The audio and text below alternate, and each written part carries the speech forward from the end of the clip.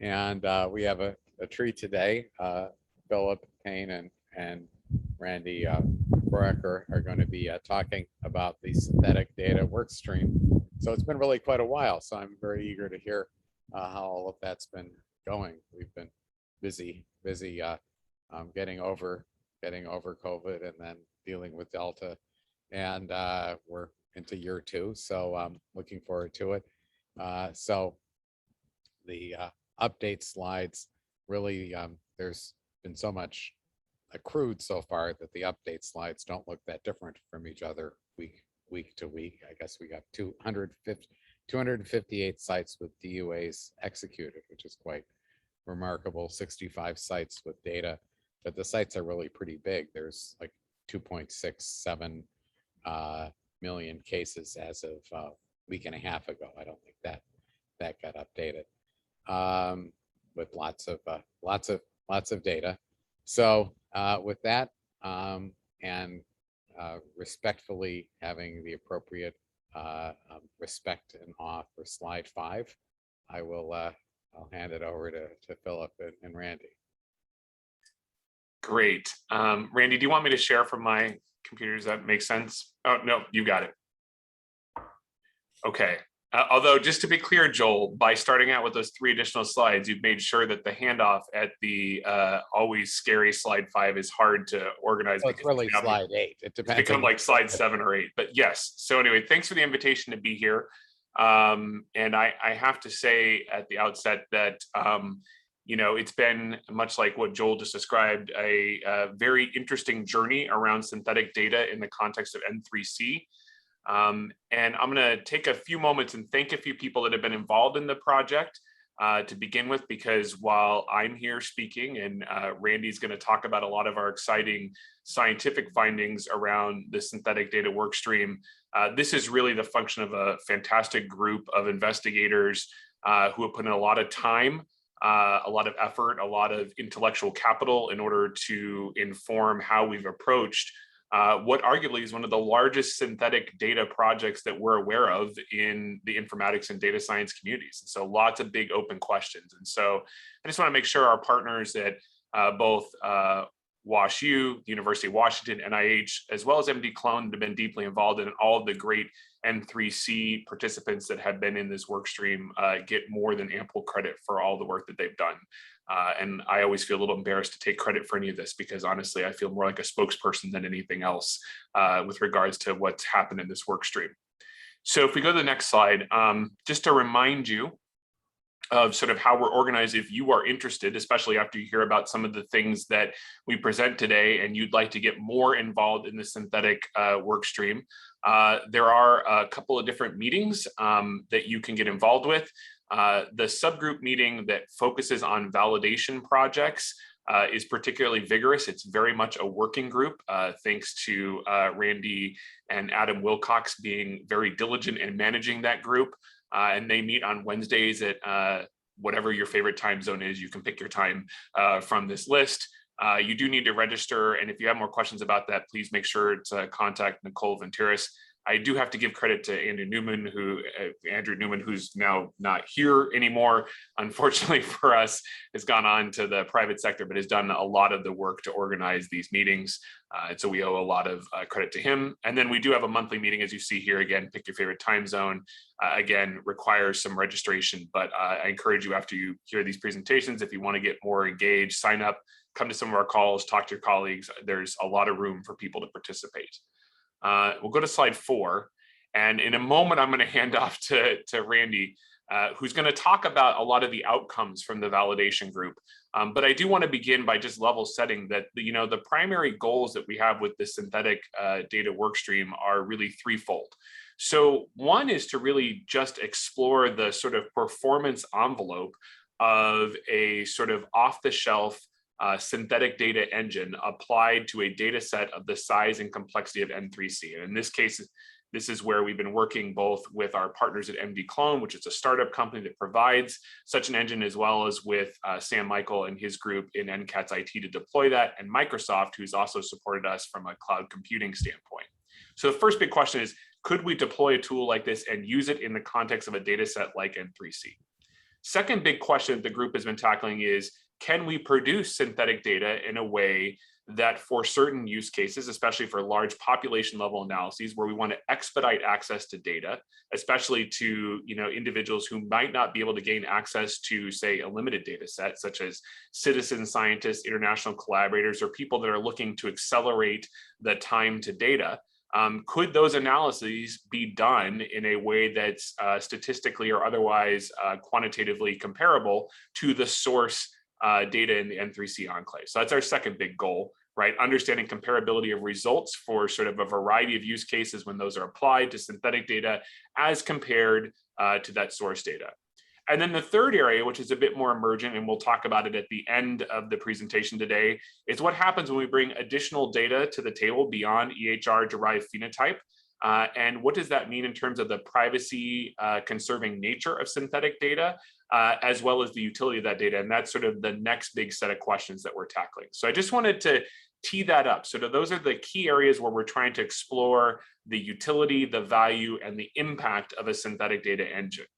And with that, I'm actually going to turn things over to my colleague, Randi, who, as I mentioned, has been leading a lot of this really critical work around the validation studies, which have, if nothing else, produced a number of important publications that are really setting sort of the dialogue, if you would, around synthetic data. So with that, I will stop talking and I'll turn things over to Randi. Great, thank you, Philip. And I'll also say that the lawnmowers just showed up outside. So if you hear a plane landing, it's really a lawnmower going by the window. So I apologize for that in advance. The first two bullets here show our early work, and likely if you've made it to any of the community forum meetings or the synthetic data meetings, you've heard about these first two bullets. They're pretty far along. And so I'm just going to give a brief overview of the analyses that we conducted to prime those of you that may not have been privy to these results yet. But the first paper has been accepted to JMIR and will be in press shortly. The second paper is under re-review at JMIA. And then the three other projects that you see listed here are part of the AMIA program in San Diego. So if you are headed there in about a month or so, you'll be able to hear a lot about this from the late breaking science perspective. So we look forward to seeing you there and telling you more about these projects. So the first project was an opportunity for us to undertake analyses for three different use cases. One where we characterized the cohort of present in N3C using the original data as well as the computationally derived data. The second use case was to predict the risk of admission, which is what you see here in the area under the receiver operating characteristic curves, as well as the precision recall curves. So you can see the performance comparing the original data, which are the blue lines of these curves, to the synthetic data, which are the orange lines of these curves. And here we were predicting admission given a positive COVID test, and we were adjusting for a range of features in these models. We tested random forest models as well as logistic regression models. So you see both represented here. I believe random forest is on top, logistic regression is on the bottom. The third use case that we present in this same manuscript is to develop the epidemic curves. And this, we were able to use the time component, so the time of the diagnosis, and characterizing these curves overall. And we wanted to also drill into zip codes more specifically. And so that was what we did for the next analysis. We used smaller units of aggregation. So specifically, here, we were able to characterize the curves that I was talking about according to the synthetic data shown in orange and the original data shown in purple. You can see the 7-day rolling average according to the lines of these graphs, and then you can see the bar graphs as the raw counts. And we were able to mimic these curves between the original and synthetic data according to tests shown in figure A, cases in figure B, percent positive shown in figure C, admissions in D, and deaths in E. So you can see as the outcome becomes more rare, like deaths shown in E, the synthetic and original data deviate a bit more than when the outcome is less rare, as in the case of tests and cases, figures A and B, just as an example. And we took these down to the zip code level as well to mimic these analyses and to ensure that the original data were faithful to the synthetic data and vice versa. Next, we were able to predict regional caseloads with these data. So we were interested in states that experienced a peak in their curve at the time of these analyses and states that did not experience a peak. In other words, we didn't want the model to predict a peak when it didn't yet exist. And so I show you here a couple of examples, the top being the state of Massachusetts, the bottom being the state of North Carolina. The figures on the left show the total number of daily cases, and you see indeed a peak forming in the Massachusetts data, but not the North Carolina data. You see the results of our training set in the prediction window shown in the dark blue rectangles of figure 2. Again, the top graph being Massachusetts, the bottom graph being North Carolina. And our methodology correctly predicted this change in slope for these epidemic curves in both states. And our model did not predict a peak where the peak did not exist. And we're going to elaborate more on these findings at a podium presentation at AMIA. We're going to present a poster at AMIA based on these results, the prediction of case severity using synthetic data. And again, we compare it to the original data. Here, the original data are shown in dark blue and the synthetic in light blue. And we used GBMs, gradient boosted machines, to predict the need for ECMO or mortality or discharge to hospice. That's how we characterize severity for this analysis. And we demonstrated that synthetic data could be used to train these nonlinear machine learning models and achieve the same degree of utility as the original data in this example. The last thing that you're going to see if you attend AMIA is a panel where we discuss these findings in more detail and talk about next steps. And one of the conversation starters, not only with you today, but also with the audience at AMIA, is going to be around what else should we be doing with synthetic data to maximize its utility? How can we continue to determine its fitness for use under different scenarios and using different methods? And then how can we anticipate broader use of these data within the N3C community, those that are currently active and beyond? So we hope to spur more interest in using these synthetic data to answer new and innovative research questions. And we want to continue to brainstorm ideas for next steps for these data, as well as future projects.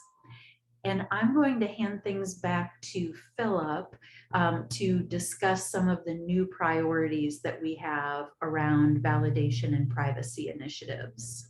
Sure. Thanks, Randi. So as you can imagine, we have a lot of additional ideas that have emerged over the last 12 plus months worth of work in the validation group. And that's really sort of come together in a set of priorities as we look forward for the synthetic work stream.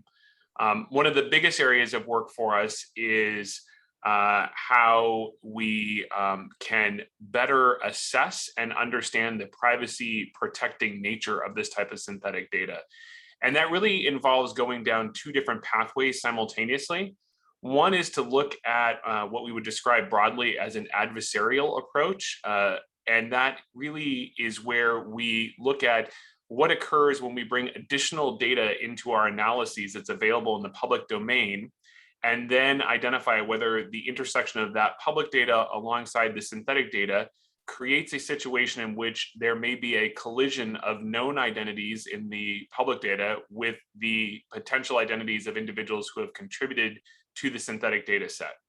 Now, I would emphasize in that sort of analysis that one of the challenges is that the same issue of sort of potential or perceived mutual information exists in any type of de-identified data set, not just in the synthetic data set, but we are exploring it in that context. And it really is quite analogous to when we look at identity resolution algorithms and we consider the concept of collisions within sort of a limited space. And so far, analyses find, not surprisingly, that this is almost always an occurrence that happens when you have very sparsely populated data sets in which there are very unique geographic, demographic, or other features, and that those have also been noted in one or more public data sets. And so that's one area of investigation. The other is a bit more of a traditional approach, not dissimilar from what we're familiar with in many other contexts, and would actually culminate in an expert determination, likely focusing on the process of generating these data in the context of N3C, as opposed to a specific data set. And if you're familiar with expert determination, there's sort of a differentiation, and getting an expert determination on a process is a little bit more complicated than getting it for a fixed data set in sort of time and space. But we believe that that will be equally important when we consider sort of making synthetic data more widely available to the research community.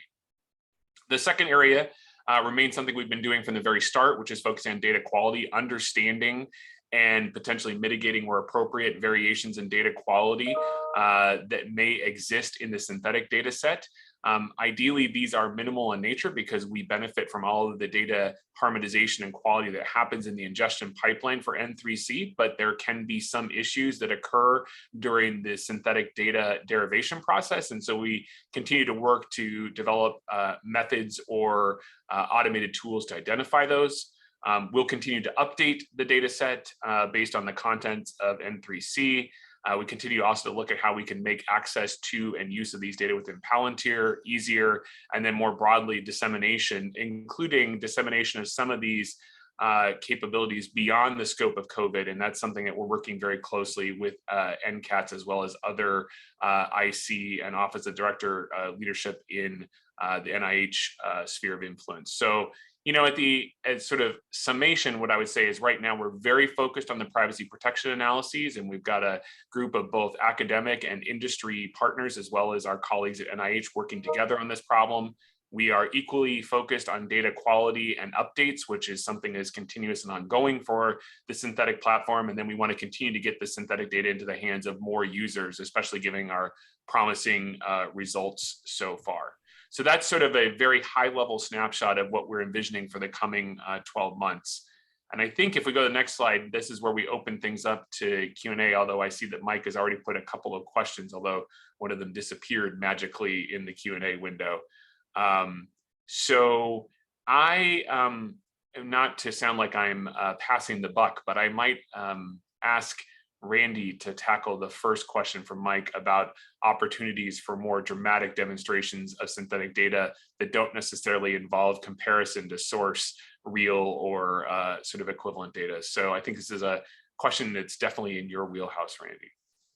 Yes, absolutely. Thank you. So we have a local instance of MD Clone at WashU, and one of the uses that we've employed is not only allowing trainees to access the platform and download their own data sets and conduct their own analyses, but we've also engaged machine learning experts in utilizing the data sets that we produce from MD Clone in order to test different methodologies. And I can put a link in the chat a bit later that demonstrates the use of the synthetic data alone, so not comparing it to original data, to compare machine learning approaches, deep neural networks and random forest and logistic regression in the context of heart failure and 1-year mortality following heart failure.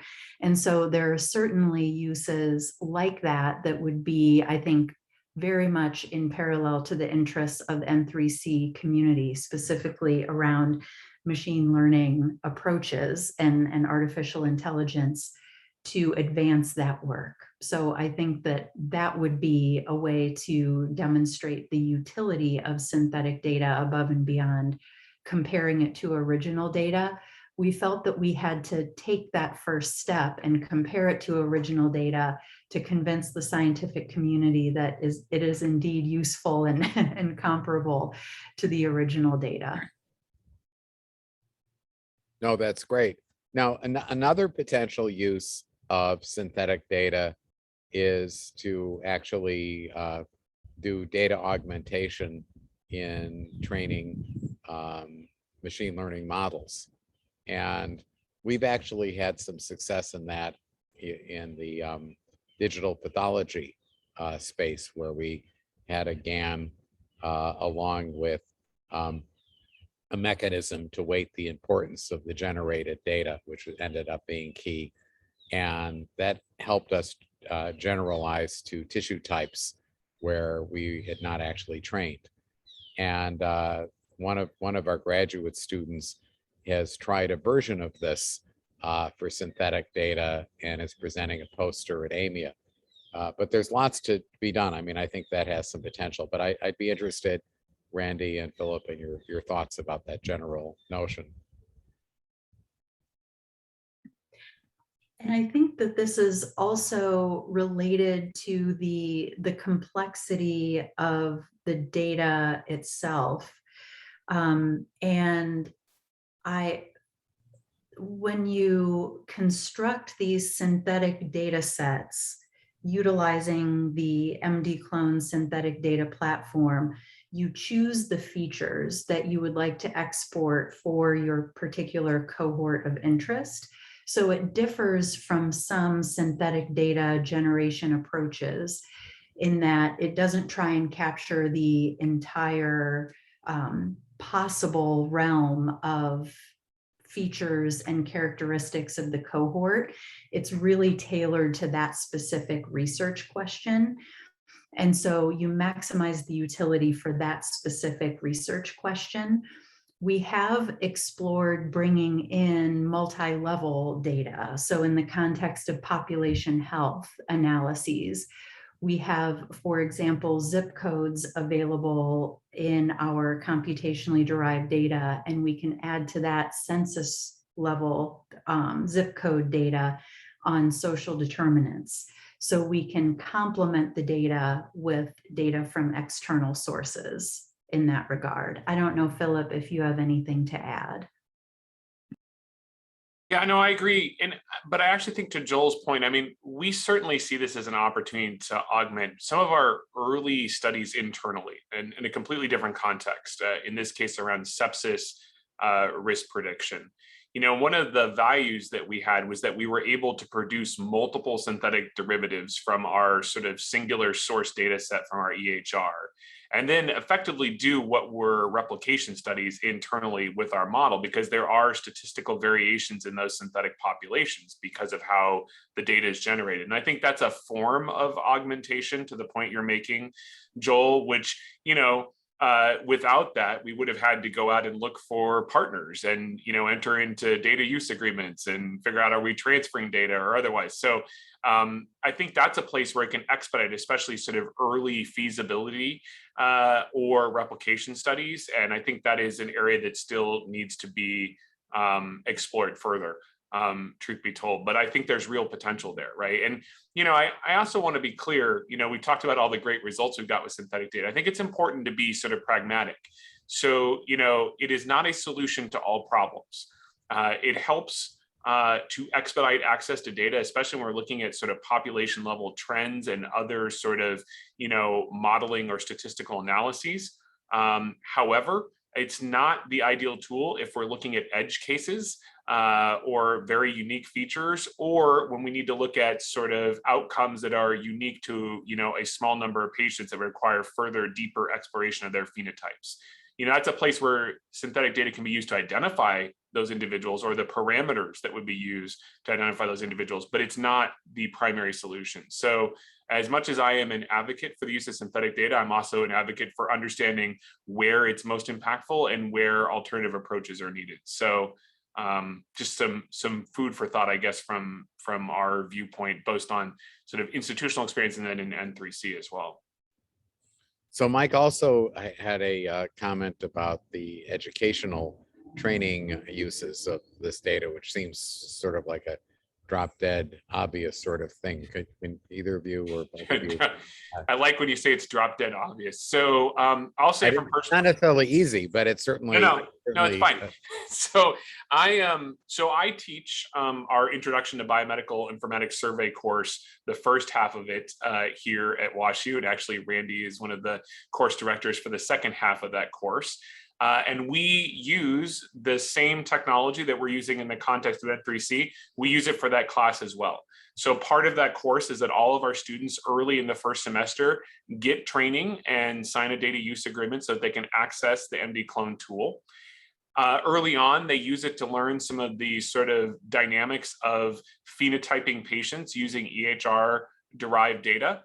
And that is something that, introduces them to some of the issues around, how data is codified, how it's structured, where there might be gaps, how you address data quality and completeness, and a lot of the other things that we all sort of know and love as informaticians and data scientists. Later on, they actually engage in the sort of design of a prototypical clinical decision support system in the first semester. And in that case, they actually have to go from identifying sort of a clinical guideline to distilling it into a set of logical operations to determining whether or not those logical operations can be satisfied with a set of queries run against the data that's in the EHR, right? The feasibility of going from guideline to decision support. And again, they use the synthetic data platform. And then Randi can speak more about in the latter half of the course, which focuses more on population level trends. But again, it's something we use as a cross-cutting theme so that our students get immediate access to realistic real world data with all of its sort of imperfections, so that when they're learning these methods, it's not in sort of an ideal world, but in a more practical sort of real world setting. I don't know if you want to add to that at all, Randi. The only thing that I'll add is in my next semester of the course, we bring in population level data so that we can add to the analysis that was done in the first semester and engage in more of a multi-level modeling approach with those data, and hopefully get some better insights in terms of health outcomes and place of residence or social determinants of health measures. Great. Yeah. And I'll just say, just a caveat to that, Joel, because Mike brought this up. We will certainly identify a way to share some of our local lessons learned around the sort of documents and materials we use, because we also have training materials and sort of data use agreements, and happy to work on that for people that want to adopt these sorts of tools. I would also point out that I think Mike asked the question about, is it just local data?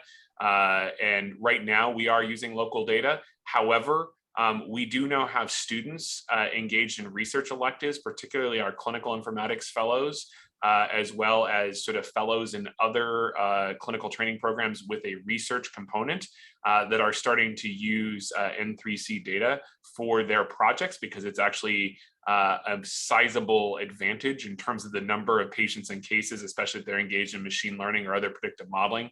So for example, I have a fellow that I'm supervising right now that is actually using these data for predictive modeling purposes. We also have a junior faculty member on a career development award who is using these data around ECMO outcomes prediction. So we are transitioning to have more of our trainees, especially those clinical fellows and early stage faculty and career development awards, use the N3C data due to just the sheer volume of the data set. Yeah, no, I mean, it's an incredible data set at this point. I mean, what, 2.6 million or 2.7 million COVID patients. It's fantastic. No, that's certainly a wonderful prototype that you guys have developed, and I think most of us who run or have anything much to do with educational programs and BMI departments need to leverage the stuff you guys are doing. Let's see, the question from Gandalf Schenk: if the MD clone framework can synthesize already a complete outcome, what new do we actually learn from ML model trained on the synthetic data? So I would start by answering that question by saying, you know, MD clone can only synthesize sort of outcomes that are found in the source data set, right? So it does not create sort of a new understanding of that data set. It simply creates a synthetic derivative that statistically is comparable, including from a standpoint of sort of the covariance between measurements or features within that data set. But you would still need to use, for example, machine learning methods if you want to understand sort of the correlation between some set of those features and an outcome, because it's not modeling at that level. It's simply creating a new feature space that statistically is comparable to the source feature space. But I'm going to ask Randi, the epidemiologist by training, to correct me if I have misstated any of that. No, not at all. And I think I realized that it might be a mystery to some of you in terms of the output from the MD clone system. And it's a CSV file, and you have rows of synthetic patients, and the columns are the features that you requested to be output. So you get that flat file, but then it's up to you, as Phillip indicated, to make sense of it and run the models that you were interested in, running in order to glean more insight into the health outcomes of interest. So a question to you guys, in terms of the approvals you've gotten to actually make N3C derived synthetic data sets available, say, to students. I know that was sort of a work in progress, getting these generated data sets, blessed as being generally distributable outside of the enclave. Has that happened yet? Are there data sets that can be given to students? So in our case, any of the fellows or junior faculty on career development awards I mentioned, they are going through the standard process and applying for and getting access to the enclave. There's no generally distributed data sets that are coming out of the enclave. That's actually why you asked me earlier about sort of using synthetic data for training purposes. So I would emphasize that we have clinical informatics fellows who also have, instructor appointments and are, also therefore able to apply in sort of normal, faculty standing for access, and or, our junior faculty, of course, that are on these career development awards because they need to get sort of authorized to access the enclave. And then for the students who don't fit into those categories, for example, our master's and PhD students and others, they are using local data sets from our local MD clone instance. Mm-hmm. So the local data sets you can get approval to use sort of as non-human subjects data. So our IRB and privacy office have designated the MD clone data sets as non-human subjects data. So they're accessible with a data use agreement internally and a baseline training module. Yeah, no, that's for students. Yeah. That would really be huge. I mean, so in our place, and I'm sure we're not alone, we have a sort of amalgamation of BMI and computer science and applied math people. And the BMI people we can get onto platforms, and it's not a big problem. But in terms of people who might not be full-time BMI types, who you give a project and say, okay, this would be an interesting thing, then usually the paperwork associated with getting them onto things is such that they're onto something else. So making available not human subjects designated data sets seems really valuable. I think you've hit it on the head. When we talk about synthetic data, it is not always necessarily that it's superior data to other data sets. It's really the speed of access, and it is comparable data, but it can be accessed more quickly and perhaps with a little bit less risk from a privacy and confidentiality standpoint than a sort of traditionally de-identified data set. Of course, we're still evaluating that. I don't want to make a definitive statement there, But that is sort of our sort of viewpoint of the value of the synthetic data. So that's interesting. So Mary Saltz, who I think I've met, wants to know what's available for other people to use outside of WashU. So I guess not, and I'm looking at Randy's answer, not currently, but it seems like it wouldn't be necessarily that hard, right? In the sense that if an IRB were to declare a synthetic data set, not human subjects, then if they felt convinced enough that they were right about that, then they would allow it to be distributed. So for instance, in some cases, we distribute whole slide images, right? So in lots of cases, we get them declared not human subjects. And because we tend to be, conservative medical nervous types, we then go to the IRB and say, okay, you mind if we give them out? And so far, they've never said no, because after all, they said it's not human subjects. So presumably, I think logically, the same would be true of MD clone data sets, but is that not true? So we have relationships with multiple other academic institutions that have entered into data sharing agreements that use synthetic data, and we provide that to them for a variety of purposes, regionally as well as some national collaborations. So the short answer, Joel, is we certainly do share synthetic data with partners with the WashU data set. We do that relatively easily because it has been designated as non-human subjects data, much like you described your sort of, whole slide imaging data. So it's not particularly high lift. I would make the point though, and I think this is really important because we talk about this a lot internally, and Randy described what a synthetic data set looks like, right? There's literally a CSV file with all of these features and sort of a, fake identifier that looks like a medical record number. And if one were not familiar with it and you looked at it, you would say, wow, this is a patient data set, right? It is, sort of distinguishable from a patient data set. And so I would share that, one has to be thoughtful about how and where you share it, right? You're not going to post this like on a web page because someone that's not familiar with how the data has been produced or why it's being shared could look at it and say, look, there's patient data out in the wild on the, out on the internet. So I do want to emphasize the point that because of the way the data appears, even though it is not presenting some new risk from a privacy and confidentiality standpoint, you still have to be thoughtful about how you share it.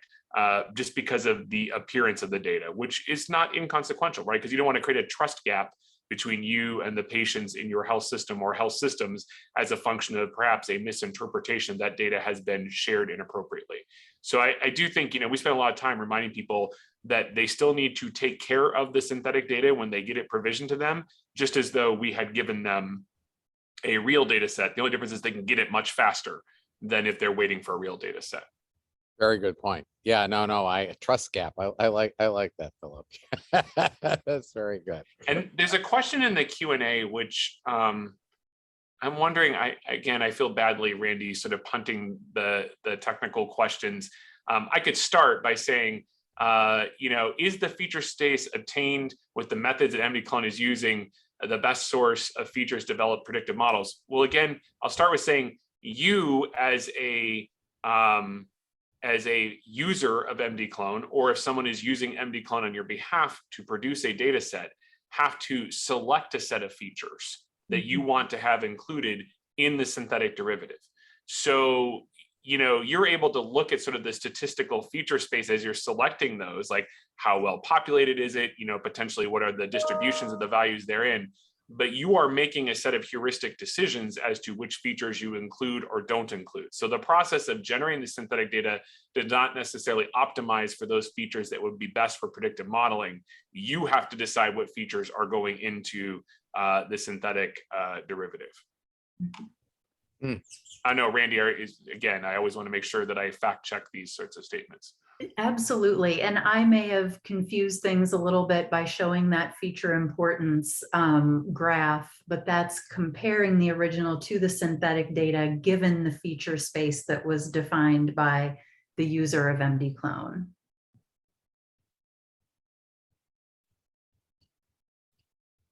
By the way, I like, for those that can't see the panelist chat, Dave spoke to personal experience of getting in trouble with a CSV file that looked like patient data. So I'm glad to know I'm not crazy when I say that we might want to be a little bit sensitive to that issue.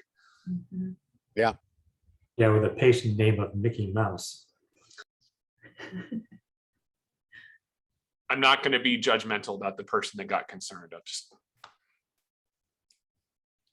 Well, that's fantastic. Okay, so this is really great presentation, great discussion. And any other thoughts or questions?